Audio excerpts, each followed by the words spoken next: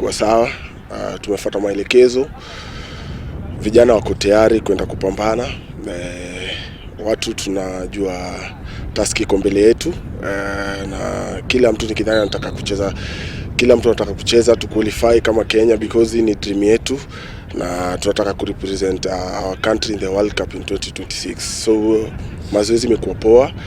Coach akona ambition, which is a good thing, so he's always telling us his ambitions, what he wants from us and what he needs from us. So I'm looking forward to the coach's tenure, and it looks bright for Kenya, to be honest.